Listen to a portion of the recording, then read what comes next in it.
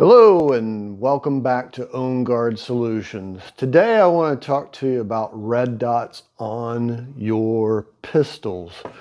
I am a big fan, and all in the spirit of transparency, I've only become a big fan more recently. A number of years ago, I was not such a big fan, and the primary reason being is the pricing of red dots, just to me at least in my budget constraints, just seemed to be outrageous. And so, I stayed away from the red dot thing for a number of years. And quite honestly, I had been shooting, with the exception of rifles with scopes, etc. I had been shooting iron sights, for all intent and purposes my entire life. So, and I wasn't having any trouble. So it was like, why would I go to this red dot thing and spend all this money? And of course I was looking at top of the line red dots too. And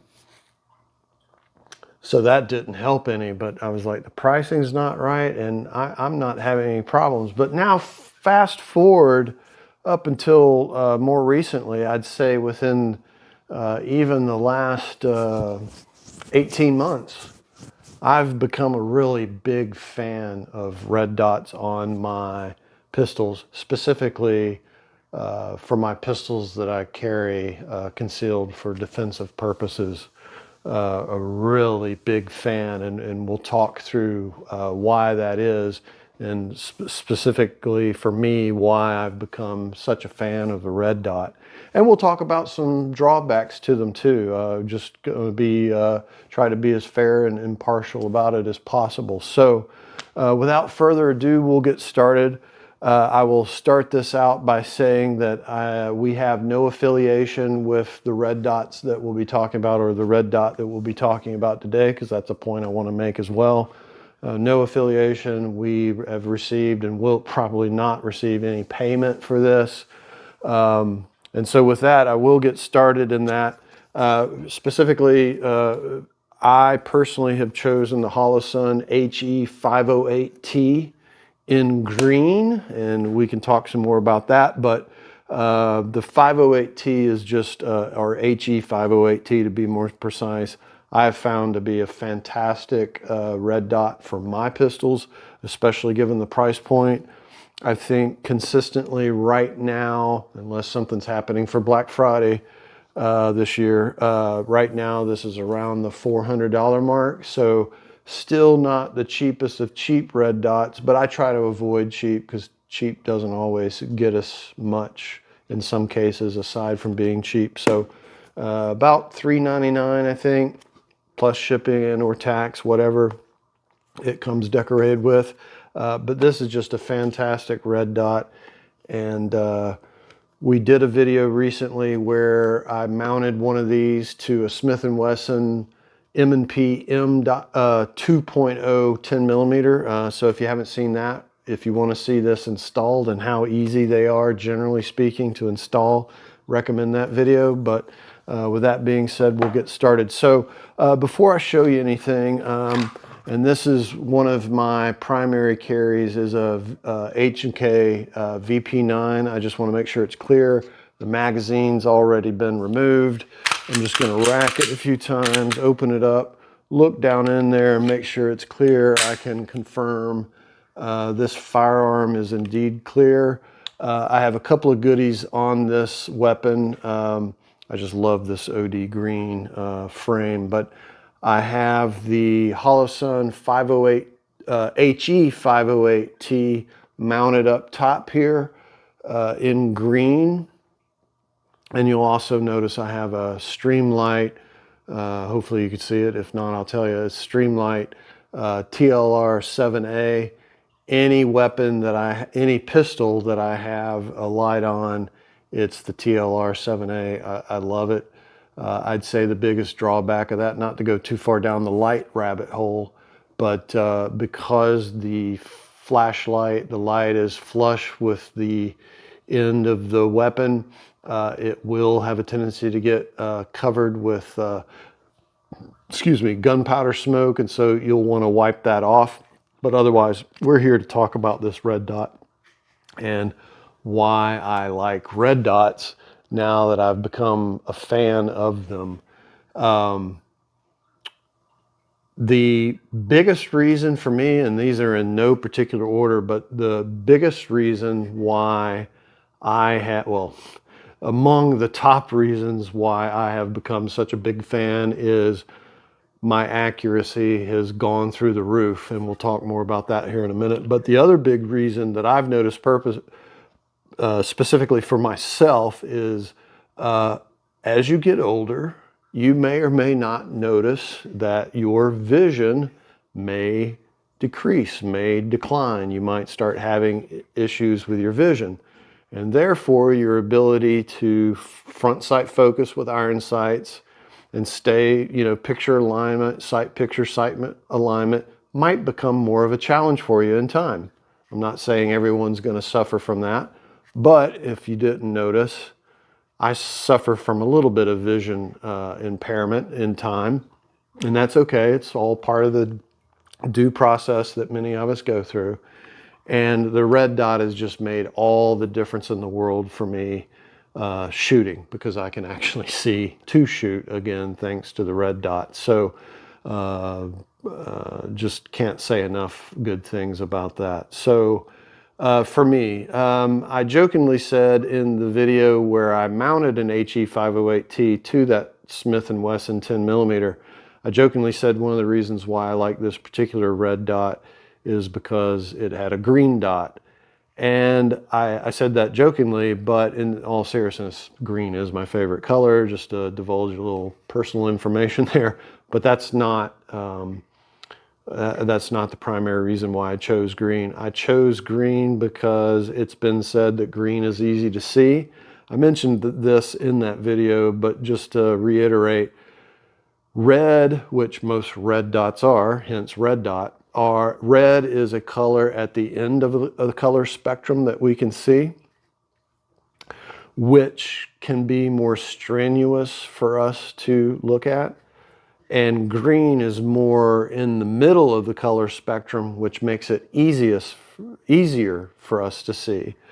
So while it's not perfect for everyone and or every situation, it can be less strenuous on the eyes.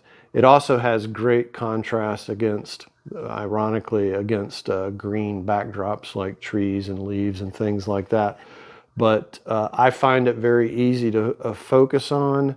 The only thing that I might have to do, and I haven't played a lot with an actual red dot to know the difference, but the only thing that I've noticed is that if I get comfortable shooting in the range, which I do, shooting paper in the range, when I'm outside with a red dot, I might have to bump up the brightness a little bit. But that's okay, because once I get it adjusted, I don't, it's kind of like set it and forget it, right? I don't have to do a whole lot more with it.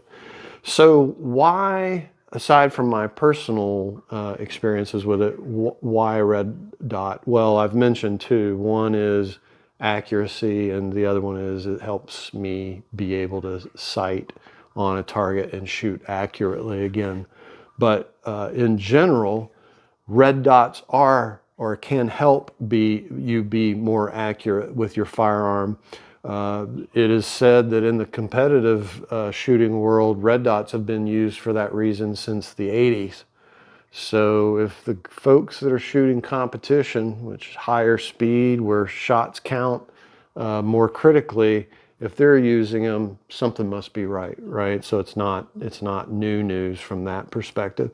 And again, I mentioned this stuff in no particular order. So accuracy is key, and if you're shooting for defensive purposes, accuracy reigns keen, obviously, for shots and shot placement.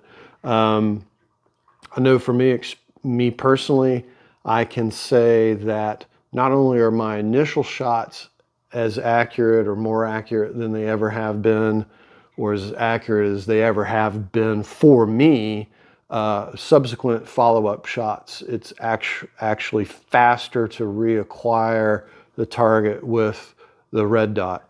That's been my experience. I've done some reviews read some reviews, seems to be the consensus that they're more accurate, they're more fast you're able to get them on target faster, and subsequent shots are also more accurate and faster too. And for me personally, I can say that that is indeed the case. Accuracy and follow-up shots for sure. They help you get more accurate shots at distance. So, and I can say firsthand, at least at the distances that I've tried shooting with it, it's true. So for the 25 to 50 yard and maybe beyond, not that you should be shooting that with your pistol, especially for defensive reasons, but a benefit of a red dot is the fact that you can get shots more accurate on target at greater distances. And having shot this weapon and a couple of my others up to 25 yards, well, actually I've shot up to 100 yards, and I haven't quite figured out the 100-yard thing yet, but I'm getting there. We'll be there shortly with the help of the red dot. I can say that at least at 25 yards, a distance that I typically have not shot super well at with iron sights, I have done much substantially better with a red dot. And you know, my grouping has gone, I'm going to put this down for just a minute, put it back in the holster. My groups have gone down to, you know, maybe something like this to something more like that at 25 yards. So I know there's some truth to that.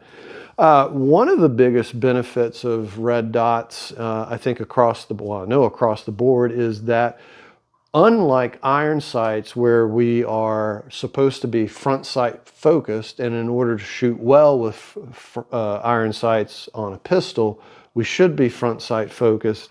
With a red dot, you actually are target focused. And as humans, another animal, you know, looking at it that way, when we have a threat or similar, we tend to be, or are indeed, target focused.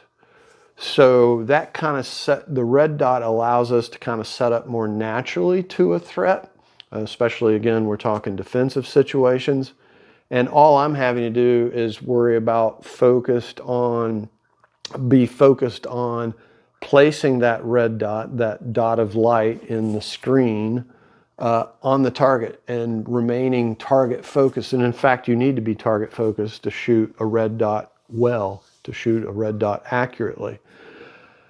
Which brings me to my next point, ties into that, is your target focus. So you've just simplified what you have to look at and all the processing your brain's doing in the background to get accurate shots on target, whether you're shooting paper or in defensive situation.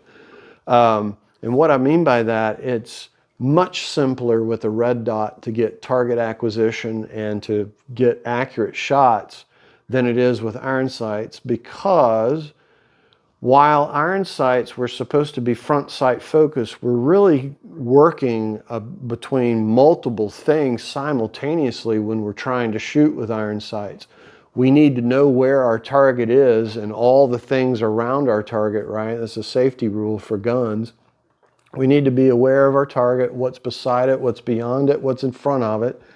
So in order to shoot iron sights, my brain is processing all of that while I'm looking at the target. But ultimately, I have to bring my vision back to the front sight, get a clear picture of the front sight, all while still being aware of what the target is, and then lining up that front sight in between and evenly with my back rear sights. And so I'm having to do all of that just to get a potentially accurate shot downrange. Whereas with the red dot, I've just got to bring it up, focus on the target, make sure that dot is somewhere on the target. If I pull the trigger at that point, wherever that red dot is pointing, I'm going to hit. Plain and simple. So it's a lot less mental effort and, dare I say, stress just to get a shot off with a red dot. So a lot of benefits to it. Again, My main thing is accuracy, and then they certainly help if you have decreasing vision or vision issues. And that takes me to another benefit of the green. So green is easier to see generally for the human eye, but green is also supposed to help if you have specifically astigmatism with your eyes. So that's another reason to consider green. There seems to be some back and forth whether or not green saves battery life or not. In a red dot, I won't say I don't have any scientific data one way or the other. I've just read both sides of that. So those are some benefits of the red dot. Some disadvantages of a red dot. Well, first and foremost, not every weapon is set up for a red dot. Now, if you go to the gun shops or you're a fan of firearms and you find yourself shopping for firearms, you probably have noticed that over time, more pistols seem to be coming with a cutout to support or allow for red dots, or at very least a particular model, make and model, may offer both, one without the cutout, one with a cutout.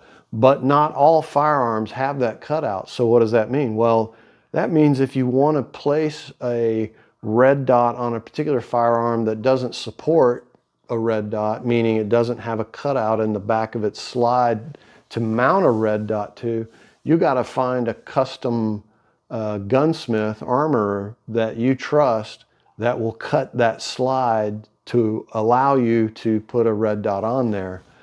And that's not cheap. And you also have to find a reputable entity to do that for you that you'll trust, cutting up your perfectly good firearm. So that's first. There is an adjustment period shooting red dot on a pistol. Like I mentioned, we're typically need to be or supposed to be front sight focused. And when you go to a red dot, that's no longer the case. You are target focused.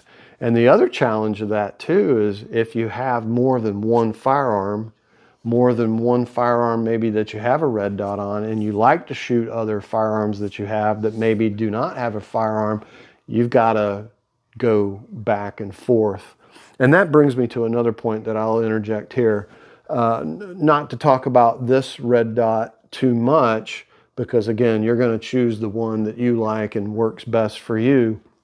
But the one thing that I've done intentionally, at least for my defensive carries, is I have put the same red dot on all of my firearms that are in my defensive carry rotation. So I'll give you an example. We'll make sure it's clear.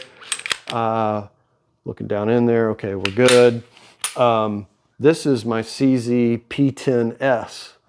I have the exact same red dot, the HE508T green mounted on this one. No, I don't have a light, but focused on the red dot. This is the exact same one. And I do that because, at least with my defensive firearms, I don't want to be having to re-figure out what to look for, how to aim, all of those good things anytime I might go to a new firearm in my carry rotation. You say, well, Jim, why are you rotating between firearms?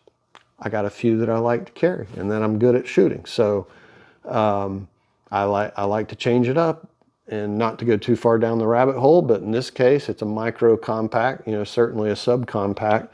Micro compact, I think this one's categorized as. It has some advantages to more of the compact VP9, for example. And, as the video you may or may not have seen yet, I put the HE508T on this Smith & Wesson 10 millimeter. Same thing. When I'm up in Alaska, whether I'm dealing with bear or, the bad guy, I don't want to be having to figure out my sighting mechanism. So once I chose a red dot for myself, I've stuck with it. So that's just a sidebar note to mention there. But one of the other drawbacks to it is, look, if you've been shooting iron sights your whole life like I have, and you work to transition over to a red dot, it's going to take a little bit of getting used to.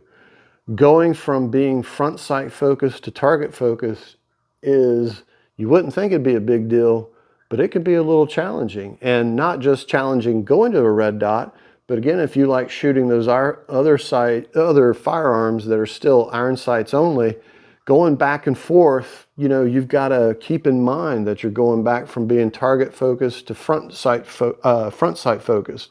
So that can be, a bit of a challenge in the mix as well.